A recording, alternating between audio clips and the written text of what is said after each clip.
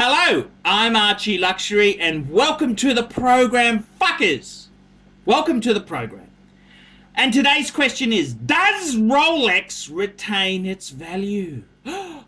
Does Rolex retain its value? And I got a chuckle today. I was looking around at Thomas X100, and he'd made a video about Rolex preserving the value, and he gave an example where it's a bubble and it's about to burst, and he gave some examples there, and I think he's completely missed the point. He's completely missed the point.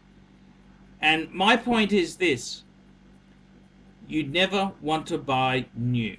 You never want to pay retail. You never want to buy a watch new. That's a bad move. Bad move. You want to buy pieces pre-owned. The sweet spot, fuckers. That's what you want to buy. The sweet spot. Now, in my opinion there, I reckon the sweet spot as it stands now is pre-ceramic Rolex Sports. Like the No Date Submariner. The any of those pre-ceramic, even this gold fucker here, they're great buys on the secondary market. That's the bang per buck sweet spot.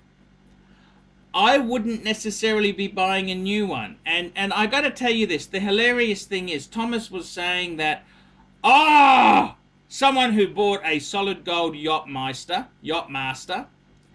they did their shirt. It only sold for $11,600 US. Well, hang on, stop! Back the truck up, big boy. Back the truck up. I never said to go out and buy a solid gold fucking Rolex sports watch, did I? I never said that. I never said that. This particular watch on my wrist here in Australia is about $40,000 for the current model. I'd never buy a brand new Rolex gold wristwatch. Very, very bad move. I'd buy it on the pre-owned market, okay? I'd buy it pre-owned. See, the one I'm wearing here at the moment, I bought that from a dealer friend. I then serviced it, fully overhauled it, had it professionally polished by Watch Tech, and it's a fabulous piece. What did it cost me? I'll tell you, fuckers. I will tell you. I actually paid for the watch. It needed an extra link because I'm a big boy. It needed an extra link, which I think is actually the full bracelet. So it cost me $14,700. The full overhaul from my wholesale watchmaker cost me $200. And the polish, they give me special rates because I fucking do promotional work. Okay, so, you know, but that polish there, that would be a, you know, a $400, $350, $400 polish. It's a fucking professional polish, fuckers. So the watch itself, it owes me around about 17,500 Aussie dollars. That's what it owes me. Okay. I'm not necessarily selling it. I love this watch, but do you understand? It's 40,000 new, and I'd sell it for about 20,000 Australian dollars. That's reasonable buying. For the person who buys it off me, that's still reasonable buying. The whole thing is, Rolex steel sports watches, they are fantastic as far as retained value. The two-tone ones are dogs. And the all gold one is even fucking worse. It's worse.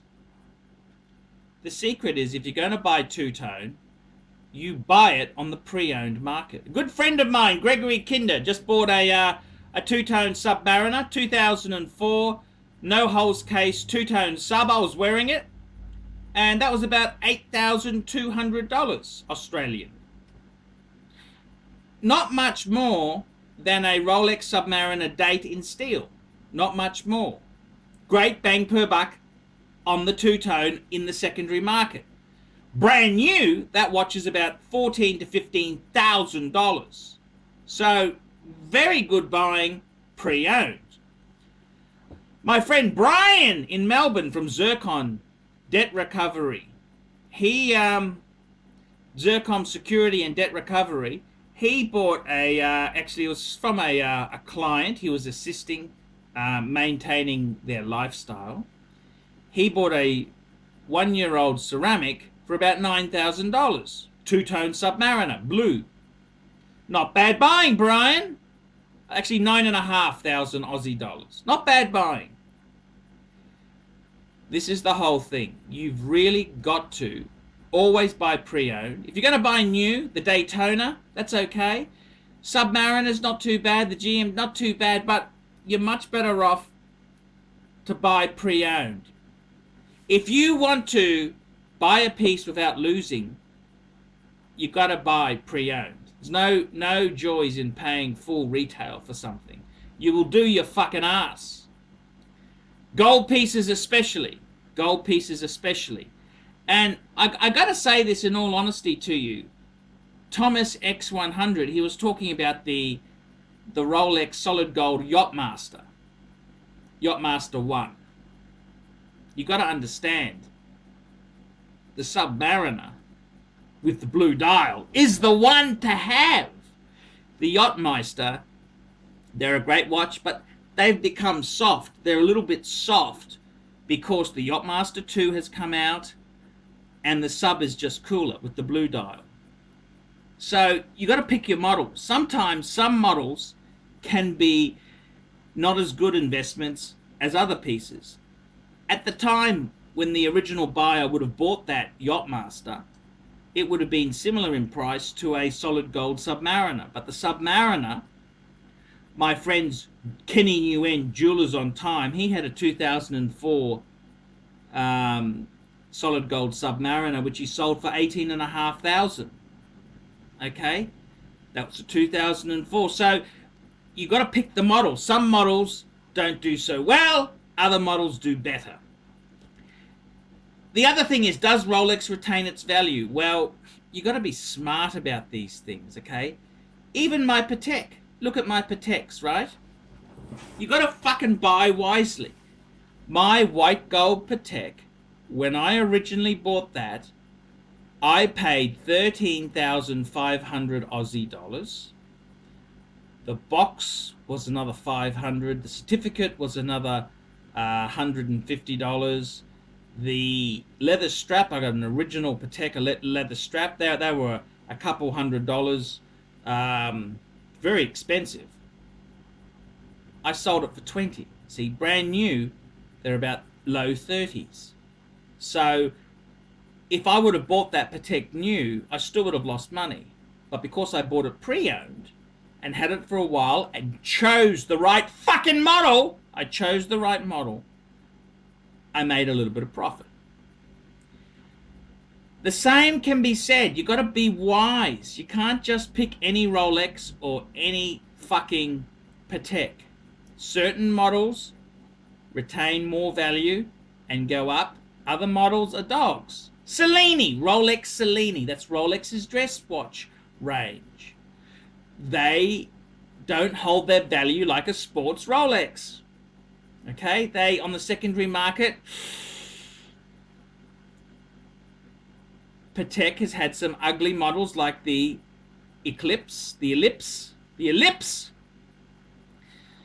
Very trendy in the late 60s when it came out. Looks a bit dated now. And this is the thing, you got to pick your model. And that's why I always say pick the icons in that range. If you're buying a Rolex, sports Rolex, day date. If you're buying a Patek, the Calatrava, the Complications. If you're buying a Jaeger-LeCoultre, the Reverso, the Master Control. These are the things you want to stick with. And always buy used. You want to buy well so that when you resell, you're not going to take a bath. As far as discounting goes, Rolex is clamping down on discounts. And I was in Asia, and they basically would give you a 10% discount and very hard to haggle further. If you're buying two-tone, you really need to get 15 to 20% minimum. If you're buying a solid gold piece, you got to get 20 to 25% off, plus the tax. Plus the tax. Otherwise, you are taking a bath. I'm telling you now, this is the fucking reality, and you got to face up to it. Does Rolex and Patek, do they retain value? Well, you buy the right model, you buy pre-owned, you won't lose. You buy the wrong model, and you buy it retail without much of a discount, you're fucked. Simple as that. Simple as that. So, Rolex and Patek there. And I gotta say something. Thomas X100 was talking about there's a bubble that's gonna burst. Well, fuckers, we had the GFC. Okay, the GFC happened in the late noughties. The global financial crisis. And I had a good friend of mine who was saying, doomsday, doomsday, market's going to crash, get out, get out. Okay. I think the economy around the world is pretty fucked, okay, in all honesty. But why haven't Rolex prices collapsed, taken a fall? And the reason for that is that, yes, less Americans, less Europeans are buying Rolex, but the Chinese market has opened up. The middle class in China and the rich fuckers in China, they're buying Rolex like no tomorrow. So, whilst it may appear that this a bubble and it's artificial, I can tell you now, there ain't no fucking bargains in the Rolex range. And now the economy is so bad around the world, generally speaking, you should expect to get those things a lot cheaper than 2008 prices, and that's just not true. And that's because the Chinese have come in and they're buying, they're ferocious buying. Bang per buck and best pieces to get. Well, if you're going to buy second hand, buy two-tone Rolex. Two-tone sub, two-tone Datejust, really great bang per buck when you compare the price to what the original person bought. Same can be said for solid gold. Okay? Do you think I will lose money on my minty sub? Now, this is the other thing is, when you're buying used, you want to get the best fucking example you can get. You don't want over-polished. You don't want, not perfect. You want the best fucking example money can buy. And that's what I try and do. I want the absolute schmicko, the bee's knees of watches. And that's what I've done. I've bought a beautiful sub. Do you think I'll get my 14.7 US back? What do you think, fuckers? What do you fuckers think out there? And I can't see myself losing any money on this piece. So buy wisely, be smart, and don't be afraid to ask ArchieLuxury for advice. For a small donation, I'll help you out. No donation, I'll tell you to fuck off. I'm ArchieLuxury. Tell me what you fuckers think of that. Nice one, Archie.